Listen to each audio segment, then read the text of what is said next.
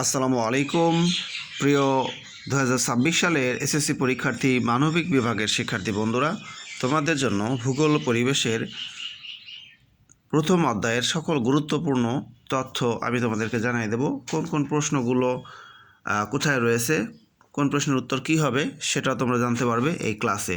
এবং প্রথম অধ্যায়ের বিস্তারিত পুরোটাই আলোচনা করব তোমাদের চোখের সামনে, আমি আন্ডারলাইন করে দেব, তাহলে দেখতে পারবে। তো চলে যাচ্ছি আমি মূল পড়ায়। শিক্ষার্থী বন্ধুরা প্রত্যেকে আমার চ্যানেলটি সাবস্ক্রাইব করে দিবে। আমার ইংলিশ উইথ আজিম এবং আজিম লার্নিং পয়েন্ট এই দুটো চ্যানেল তোমরা অন্তত পক্ষে সাবস্ক্রাইব করে রাখবে। যাই হোক, চলে যাচ্ছি মূল পড়ায়। তোমরা প্রত্যেকে মনে রাখবে এই ভূগোল শব্দের ইংরেজি হচ্ছে জিওগ্রাফি। শিক্ষার্থী বন্ধুরা মনে রাখবে জিও শব্দের অর্থ হলো ভূ বা পৃথিবী। তাহলে কি বললাম, এই যে জিওগ্রাফি শব্দটা, এটাকে দুইটা অংশ ভাগ করা হয়েছে। একটা হলো জিও শব্দের অর্থ হলো ভূ বা পৃথিবী, ভূ বা পৃথিবী, আর গ্রাফি অর্থ বর্ণনা। তাহলে জিওগ্রাফি শব্দের অর্থ কী দাঁড়ায়? পৃথিবীর বর্ণনা বা ভূমির বর্ণনা, ভূর বর্ণনা। যাই হোক, এরপরে দেখো এই যে এনভায়রনমেন্ট শব্দের বাংলা হচ্ছে পরিবেশ। তো তোমরা মনে রাখবে এই ভূগোল ও পরিবেশের ইংরেজি দুটি ওয়ার্ড। এখন দেখো আরও কত তথ্য রয়েছে, সেখান থেকে আমি তোমাদের জানাই দিই। পৃথিবী আমাদের বাসভূমি। পৃথিবী কি?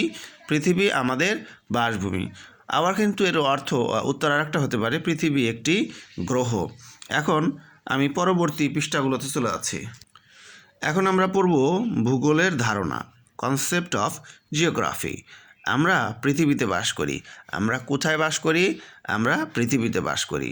পৃথিবী আমাদের আবাসভূমি। পৃথিবী কি? পৃথিবী আমাদের আবাসভূমি। মানুষের আবাসভূমি হিসেবে পৃথিবীর বর্ণনা হলো ভূগোল। তাহলে ভূগোল কি? মানুষের আবাসভূমি হিসেবে পৃথিবীর বর্ণনাই হলো ভূগোল। ইংরেজি জিওগ্রাফি শব্দটি থেকে ভূগোল শব্দ এসেছে। তাহলে কোন শব্দ থেকে ভূগোল শব্দটি এসেছে? উত্তর ইংরেজি জিওগ্রাফি শব্দটি থেকে। প্রাচীন গ্রিসের ভূগোলবিদ এরাটোস্থেনিস প্রথম জিওগ্রাফি শব্দটি ব্যবহার করেন। তাহলে প্রথম জিওগ্রাফি শব্দটি কে ব্যবহার করেন? প্রাচীন গ্রিসের ভূগোলবিদ এরাটোস্থেনিস। এরপরে দেখো জিও ও গ্রাফি শব্দ দুটি মিলে হয়েছে জিওগ্রাফি। তাহলে কোন দুটি শব্দ মিলে জিওগ্রাফি হয়েছে? জিও ও গ্রাফি। এরপরে দেখো জিও শব্দের অর্থ ভূ বা পৃথিবী, একটু আগে যা বললাম, এবং গ্রাফি শব্দের অর্থ বর্ণনা। গ্রাফি শব্দের অর্থ কে? বর্ণনা। সুতরাং জিওগ্রাফি শব্দটির অর্থ পৃথিবীর বর্ণনা। জিওগ্রাফি শব্দের অর্থ পৃথিবীর বর্ণনা। পৃথিবী আবার মানুষের আবাসভূমি। পৃথিবী কিন্তু মানুষের আবাসভূমি, অর্থাৎ পৃথিবীতে মানুষ বসবাস করে। অধ্যাপক ম্যাকনি মানুষের আবাসভূমি হিসেবে পৃথিবীর আলোচনা বা বর্ণনাকে বলেছেন ভূগোল। তাহলে অধ্যাপক ম্যাকনি বলেছেন কি? মানুষের আবাসভূমি হিসেবে পৃথিবীর বর্ণনাকে ভূগোল বলে। এরপরে দেখো তার মতে ভৌত ও সামাজিক পরিবেশে মানুষের কর্মকাণ্ড ও জীবনধারা নিয়ে যে বিষয় আলোচনা করে তাই ভূগোল। অধ্যাপক ডাডলি স্ট্যাম্পের মতে পৃথিবী ও এর অধিবাসীদের বর্ণনাই হলো ভূগোল। কার সংজ্ঞা কোনটা সেটা মুখস্থ করে ফেলতে হবে। কোনো ভূগোলবিদ ভূগোলকে বলেছেন পৃথিবীর বিবরণ। কেউ বলেছেন পৃথিবীর বিজ্ঞান। অধ্যাপক কার্ল রিটার ভূগোলকে বলেছেন পৃথিবীর বিজ্ঞান। এটা তোমাদের অবশ্যই খেয়াল রাখতে হবে। ভূগোলকে পৃথিবীর বিজ্ঞান বলছেন কে? অধ্যাপক কার্ল রিটার। এরপরে হচ্ছে এই যে রিচার্ড হাডসনটা সম্পর্কে জেনে রাখবে তোমরা। রিচার্ড হাডসন বলেন পৃথিবী পৃষ্ঠের পরিবর্তনশীল বৈশিষ্ট্যের যথাযথ যুক্তিসঙ্গত ও সুবিন্যস্ত বিবরণের সঙ্গে সংশ্লিষ্ট বিষয় হলো ভূগোল। এনার সংজ্ঞাটা তোমাদের মুখস্থ করে ফেলতেই হবে।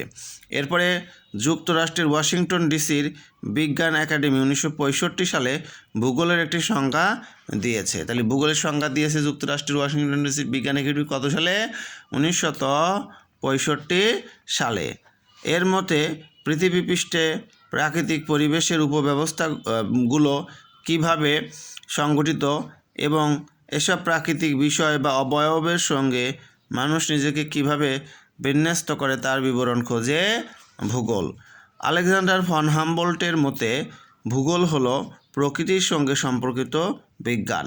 প্রকৃতিতে যা কিছু আছে তার বর্ণনা ও আলোচনা এর অন্তর্ভুক্ত। মানুষ পৃথিবীতে বাস করে এবং এই পৃথিবীতেই তার জীবনযাত্রা নির্বাহ করে। আচ্ছা, এরপরে দেখো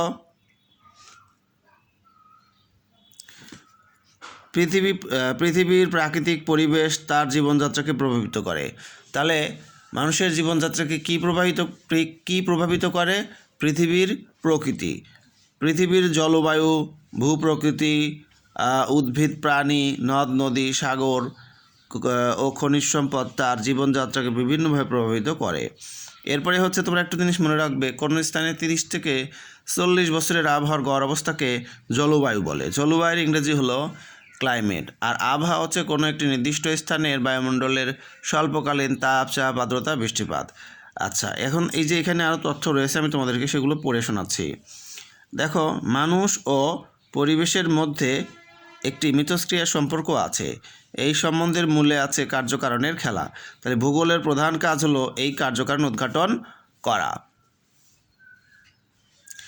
পৃথিবীর পরিবেশের সীমার মধ্যে থেকে মানুষের বেঁচে থাকার যে সংগ্রাম চলছে সে সম্পর্কে যুক্তিপূর্ণ আলোচনাই ভূগোল।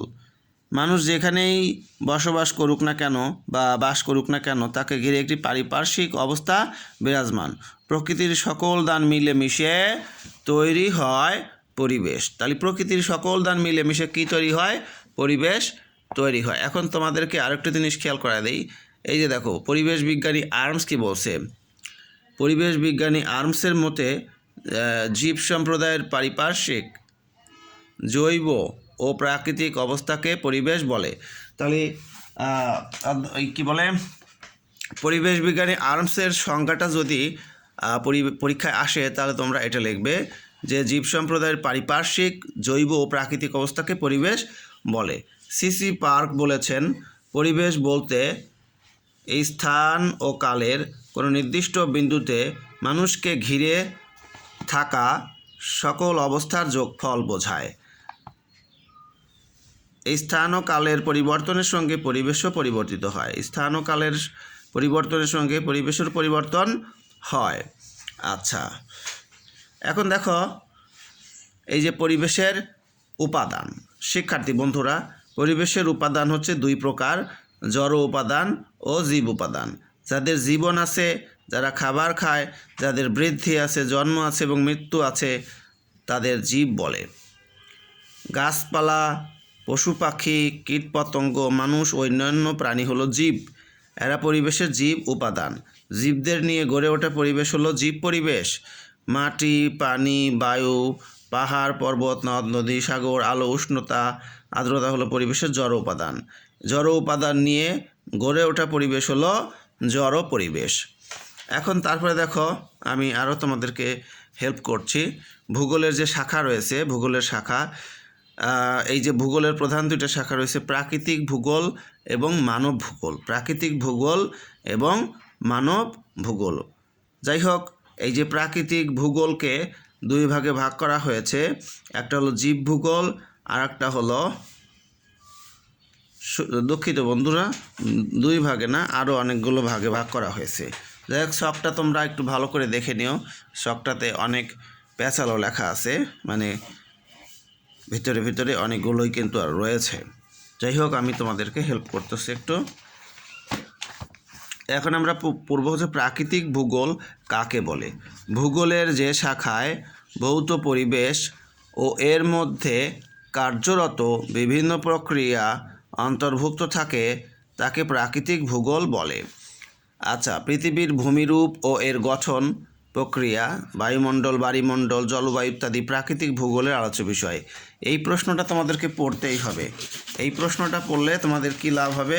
তোমাদের যে সংক্ষিপ্ত প্রশ্ন রয়েছে প্রাকৃতিক ভূগোল কাকে বলে, এটা তোমরা পেরে যাবে। এখন দেখো, আমি তোমাদেরকে লাস্টে এই সাজেশনটা দেখাবো। যাই হোক, এখন আমি ভূমিরূপ বিদ্যাটা পড়াচ্ছি। ভূমিরূপবিদগণ একটি গ্রহের নগ্নীভবন এবং ক্ষয়ীভবনের ভূমিরূপের পরিবর্তন সম্পর্কে আলোচনা করে।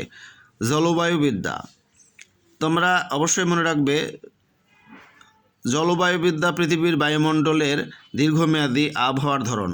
তার মানে কোনো স্থানের বায়ুমণ্ডলের 30 থেকে 40 বছরের যে আবহাওয়া রয়েছে, গড় অবস্থা, সেটাই হচ্ছে জলবায়ু। পৃথিবীর এই যে জীব ভূগোল, পৃথিবী পৃষ্ঠের প্রাণীজগৎ এবং উদ্ভিদের বন্টন নিয়ে জীব ভূগোল কী করে আলোচনা করে। আচ্ছা, মৃত্তিকা ভূগোলটা একটু পড়ো। মৃত্তিকা ভূগোলবিদগণ অশ্বমণ্ডলের উপরিভাগের মৃত্তিকা এবং উদ্ভিদ এবং এর বন্টন ও বিন্যাস সম্পর্কে আলোচনা করে। সমুদ্রবিদ্যাটা তোমাদেরকে পড়তেই হবে, সমুদ্রবিদ্যা ইম্পর্টেন্ট। পৃথিবীর প্রায় 3/4 সমুদ্র। বিভিন্ন মহাদেশের মধ্যে সমুদ্রপথে যোগাযোগ, সমুদ্রপৃষ্ঠের উত্থান অবনমন, সমুদ্রের পানির রাসায়নিক গুণাগুণ ও লবণাক্ততা নির্ধারণ, সামুদ্রিক সম্পদ ব্যবস্থাপনা ইত্যাদি সমুদ্রবিদ্যার আলোচ্য বিষয়। এখন আমরা পড়ব মানব ভূগোল। পৃথিবীর বিভিন্ন অঞ্চলে বিভিন্ন পরিবেশে মানুষ কিভাবে বসবাস করছে, কিভাবে জীবনযাত্রা নির্বাহ করছে, কেন এভাবে জীবনযাত্রা নির্বাহ করছে তার কার্যকারণ অনুসন্ধান মানব ভূগোলের আলোচ্য বিষয়। অর্থনৈতিক ভূগোল প্রাকৃতিক এবং সামাজিক পরিবেশের সঙ্গে মানিয়ে নিয়ে পৃথিবীতে বেঁচে থাকার জন্য মানুষ যেসব অর্থনৈতিক কাজ করে তা অর্থনৈতিক ভূগোলের আলোচ্য বিষয়। এসব কাজ হলো কৃষিকাজ, পশুপালন, বনজ সম্পদ, খনিজ সম্পদ সংগ্রহ এবং ব্যবসা বাণিজ্য পরিচালনা ইত্যাদি। শিক্ষার্থী বন্ধুরা, তোমরা প্রত্যেকেই মনে রাখবে, অর্থের সঙ্গে জড়িত যে কোনো কাজই হলো অর্থনৈতিক ভূগোল। এই যে তোমরা অর্থ দেখতেছ, টাকা, এই অর্থের সঙ্গে জড়িত যে কোনো কাজই হলো অর্থনৈতিক ভূগোল। সেটা হোক কৃষিকাজ, সেটা হোক পশুপালন, হোক বনজ সম্পদ সংগ্রহ, খনিজ সম্পদ সংগ্রহ, যে কোনো কাজই হোক না কেন এই তোমাদের অর্থ জড়িত থাকবে যে কাজের সঙ্গে, সেটি হবে অর্থনৈতিক ভূগোল। এখন আমরা পড়ব হচ্ছে পরবর্তী ধাপ। এখন আমরা পড়ব, আমাদের পড়তে হবে এই যে এটা দেখো, তোমরা পড়ো সংখ্যাতাত্ত্বিক ভূগোল। ভূগোলের এই শাখায় সংখ্যাতাত্ত্বিক কৌশল ও মডেল ব্যবহার করে প্রমাণার্থ পরীক্ষা করা হয়। এছাড়া সংখ্যাতাত্ত্বিক পদ্ধতি ভূগোলের অন্যান্য শাখায় ব্যবহার করা হয়, কিন্তু কিছু ভূগোলবিদ শুধু সংখ্যাতাত্ত্বিক পদ্ধতিতে বিশেষজ্ঞ হন। এখন আমাদের পড়তে হবে পরিবহন ভূগোল। পরিবহন ভূগোলবিদরা সরকারি বেসরকারি যাতায়াত ব্যবস্থা এবং মানুষ ও পণ্যের এক স্থান থেকে অন্য স্থানে স্থানান্তর সম্পর্কে আলোচনা করে। নগর ভূগোলটা খুবই ইম্পর্টেন্ট। ভূগোলের এই শাখায় নগরের উৎপত্তি ও বিকাশ, নগর ও শহরের শ্রেণীবিভাগ, নগর পরিবেশ, নগরের কেন্দ্রীয় এলাকা, নগরীয় বস্তি ইত্যাদি বিষয় নিয়ে চর্চা করা হয়। দুর্যোগ ব্যবস্থাপনা, এটা পড়তে হবে। ডিজাস্টার ম্যানেজমেন্ট, যেটাকে ইংলিশে বলে। দুর্যোগে ক্ষয়ক্ষতির পরিমাণ হ্রাস, দুর্যোগ থেকে পরিবেশ ও সমুদ্রকে রক্ষার কৌশল দুর্যোগ ব্যবস্থাপনার আলোচ্য বিষয়। পরিবেশের প্রকারভেদ। পরিবেশ কয় প্রকার? দুই প্রকার। ভৌত বা প্রাকৃতিক পরিবেশ। তোমরা মনে রাখবে, প্রাকৃতিক পরিবেশের আরেকটা নাম রয়েছে ভৌত পরিবেশ ও সামাজিক পরিবেশ। প্রকৃতির জড় ও জীব উপাদান নিয়ে যে পরিবেশ তাকে বলে ভৌত বা প্রাকৃতিক পরিবেশ। এই পরিবেশে থাকে কী থাকে? মাটি, পানি, বায়ু, পাহাড় পর্বত, নদ নদী, আলো, গাছপালা, পশু পাখি, কীটপতঙ্গ, মানুষ, অন্যান্য ক্ষুদ্র প্রাণী। মানুষের তৈরি পরিবেশ হলো সামাজিক পরিবেশ। মানুষের আচার আচরণ, উৎসব অনুষ্ঠান, রীতিনীতি, শিক্ষা, মূল্যবোধ, অর্থনীতি, রাজনীতি ইত্যাদি নিয়ে যে পরিবেশ গড়ে ওঠে তাই হলো সামাজিক পরিবেশ। প্রিয় শিক্ষার্থী বন্ধুরা, অনেক কিছুই কিন্তু শিখে ফেললাম। আর তোমাদেরকে আরও একটা বিষয় তোমাদেরকে জানাতে হবে, এই যে পৃথিবীর কিন্তু 3/4 হলো সমুদ্র, এটা খেয়াল রাখতে হবে, ঠিক আছে? যাই হোক, আমরা অনেক কিছু শিখলাম এই ভূগোল ও পরিবেশ পাঠের মাধ্যমে। তো আমি তোমাদেরকে এখন বলবো কোন কোন প্রশ্নগুলো তোমাদের পড়া উচিত। এর পূর্বে কিন্তু আমি একটা সাজেশন, আমাদের স্কুল থেকে প্রকাশিত শর্ট সাজেশন, সেটা হলো ভূগোল পরিবেশের 50টা সংক্ষিপ্ত প্রশ্নের আলোচনার উপরে। যাই হোক, আমি তোমাদেরকে এই প্রশ্নগুলো দেখায় দেই, তাহলে তোমরা বুঝতে পারবে। প্রথম অধ্যায় থেকে প্রাকৃতিক ভূগোল বলতে কী বোঝায়, জিওগ্রাফি শব্দের ধারণা দেওয়া, মানুষ ও পরিবেশের মধ্যে নিবিড় সম্পর্ক আছে ব্যাখ্যা করো, মানুষের উৎসব অনুষ্ঠান কোন পরিবেশের বা কোন ভূগোলের অন্তর্গত, ভূগোল ও পরিবেশ পাঠের দুটি গুরুত্ব লেখো, দুর্যোগ ব্যবস্থাপনার আলোচ্য বিষয় কী। এরপরে দেখো কৃত্রিম উপগ্রহ বলতে কী বোঝায়, পৃথিবীপৃষ্ঠ থেকে আমরা ছিটকে পড়ি না কেন? ছুটন্ত তারা বলতে কী বোঝায়? শুক তারা ও সন্ধ্যা তারা বলতে কী বোঝায়? ধূমকেতু কয়দিন পর পর দেখা যায়? ব্যাখ্যা করো। অধিবর্ষ বলতে কী বুঝো? কর্কট ক্রান্তি ও মকর ক্রান্তির রেখা বলতে কী বোঝায়? বছরব্যাপী দিন ও রাতের দৈর্ঘ্যের পরিবর্তন হয় কেন? মানচিত্র ধারণা। কানাডা একাধিক প্রমাণ সময় হওয়ার কারণ কি? জিপিএস ও জিআইএস কি? জিআইপি লেখছে কেন? যাই হোক, এখানে হয়তো ভুল হয়েছে। জিপিএস ধরলাম। জিপিএসের গুরুত্ব, জিপিএস এটাকে কাট করে দেই। জিপিএসের গুরুত্ব লেখো। এটা জিআইএসও হতে পারে। স্থানীয় সময় ও প্রমাণ সময় বলতে কি বুঝো? মৌজা মানচিত্র বলতে কি বোঝায়? চতুর্থ অধ্যায়ে রয়েছে পারলিক শিলা জীবাশ্ম দেখা যায় কেন? বহিজ আগ্নেয় শিলা বলতে কি বোঝায়? পম্পেই নগর কেন ধ্বংস হয়? ব্যাখ্যা করো। সুনামি কি? ব্যাখ্যা করো। ওয়েব ট্রেন বলতে কি বোঝায়? এরপরে এই যে এখানে দেখো, উপনদী কাকে বলে? ব্যাখ্যা করো। বদ্বীপ সমভূমি কোথায় গঠিত হয়? লেখলিথ পর্বত কীভাবে সৃষ্টি হয়? হ্রদের ধারণা দাও, সংজ্ঞা দাও।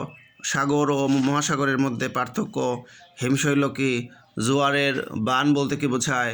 ব্যবসা বাণিজ্যের উপর সমুদ্রস্রোতের প্রভাব। মানব জীবনে জোয়ার ভাটার গুরুত্ব উল্লেখ করো। মহিঢাল কি? ব্যাখ্যা করো। বাংলাদেশের ভৌগোলিক অবস্থান লেখো। বাংলাদেশের অধিকাংশ নদ নদী দক্ষিণমুখী কেন? কালবৈশাখী ঝড়ের বিবরণ। বাংলাদেশের জলবায়ুর উপর কোন বায়ুর প্রভাব বেশি? ব্যাখ্যা করো। বাংলাদেশের বর্ষাকাল ব্যাখ্যা করো। বাংলাদেশের ভূপ্রকৃতি সংক্ষেপে বর্ণনা করো। এরপরে দেখো লেখা আছে দুর্যোগ ও বিপর্যয় কি? বন্যার কারণ, খরার চারটা প্রভাব উল্লেখ। বাংলাদেশের নদী ভাঙন কীভাবে ঘটে? দুর্যোগ ব্যবস্থাপনা বলতে কি বুঝো? তারপরে হচ্ছে ঘূর্ণিঝড়কে সাময়িক প্রাকৃতিক দুর্যোগ বলা হয় কেন? খরা দুর্যোগ কীভাবে নিয়ন্ত্রণ করা যায়? আর ভূমিকম্পে লিফটে থাকাকালীন কী করণীয় রয়েছে সেগুলো ব্যাখ্যা করো। যাই হোক, এই প্রশ্নগুলোর উত্তর ধীরে ধীরে তোমাদেরকে দিয়ে দেবো। যাই হোক, সবাই ভালো, আল্লাহ হাফেজ।